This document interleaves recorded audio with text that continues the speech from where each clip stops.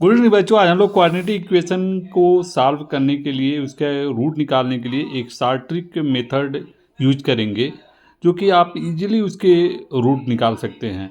इसका हमने एक शॉर्ट वीडियो बनाया था पिछले में।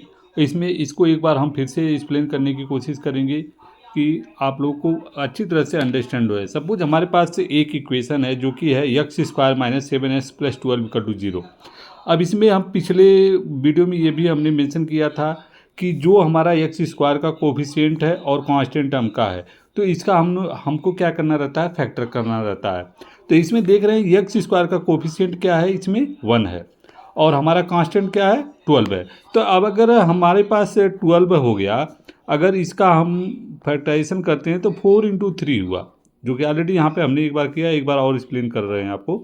तो 4 × 3 हुआ और इसका जो कोफिशिएंट है 1 है, 1 का कोई फैक्टर नहीं होता, 1 ही होता है। अब इसमें अगर हमने ये भी दिया था कि अगर दोनों का फैक्टर में ये हम पेयरिंग करते हैं कि अगर पेयर हो रहा है तो उसको एक साथ कर लेते हैं, अब विदाउट पेयर को एक साथ कर लेते हैं। तो यहाँ पे हमारा कोई पेयर नहीं है, जस्ट 4 है और 3 है।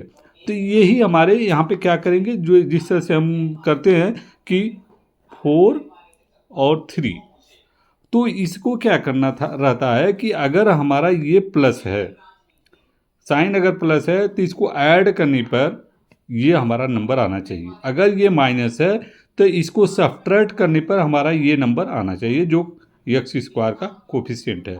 तो इसको ऐड करने पर आना चाहिए -7। तो हमारा 4 और 3 है, तो इसमें अगर हम -4 और -3 करेंगे तभी जाके ये -7 होगा।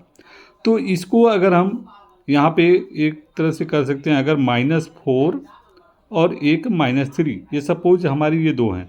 अब इसमें अब इसका नेक्स्ट स्टेप क्या रहता है कि हम इसके x² के कोफिशिएंट से क्या करते हैं, डिवाइड करते हैं। तो यहाँ पे हमारा x² का कोफिशिएंट क्या है, 1 है, 1 से दोनों साइड से डिवाइड कर दिया।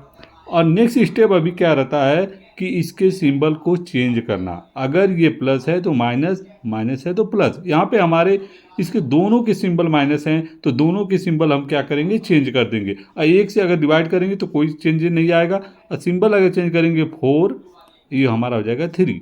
तो इसके रूट क्या हुए, 4 और 3, 4, 3, ये इसके रूट हुए।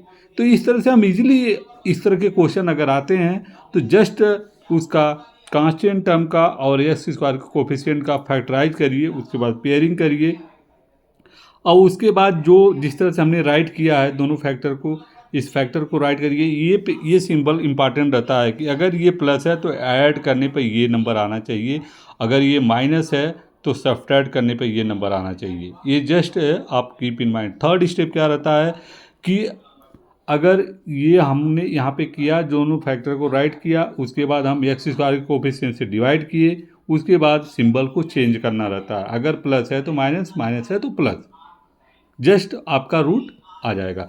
तो इस तरह के क्वेश्चन अगर आपको ऑब्जेक्टिव टाइप आते हैं जिसमें 4 ऑप्शन रहते हैं, उसको आप बिना सॉल्व किए इजीली आप विद इन मिनट, 1 मिनट में आइदर 1 या 2 क्वेश्चन आप इस तरह से कर सकते हैं। तो ये बहुत ज़्यादा हेल्पफुल होगा। होप आप लोग अंडरस्टैंड हो गए होंगे। एक क्वेश्चन और हम लेते हैं जो कि हमारा ये है x² + 20x + 91। यहाँ पे भी हमारा सेम चीज़ है कि यहाँ पे x² का कोफिशिएंट नहीं है। तो x² का कोफिशिएंट नहीं है, तो अब आप लोगों को समझ हो गए कि मेन प्रोसेस क्या है। मेन प्रोसेस यही रहता है कि अगर फैक्टराइजेशन करना रहता है, अगर हमारा यहाँ पे x² का कोफिशिएंट नहीं है, हमको स्ट्रेट फॉरवर्ड हमको ये कांस्टेंट टर्म 91 का फैक्टराइजेशन करना है। तो फैक्टराइजेशन करेंगे तो 13 से 7 क्या होता है, 91 होता है। तो 13 और 7 इसके दो फैक्टर हो सकते हैं।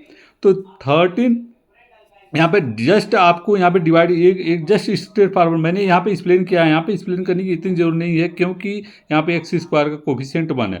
तो आप जस्ट इसका 13 और 7 जस्ट इसके सिंबल हमको चेंज करें, क्योंकि डिवाइड करने से कोई डिफरेंस नहीं है, तो जस्ट इसके सिंबल हम चेंज करेंगे, यही हमारा क्या हो जाएगा, इसका रूट हो जाएगा।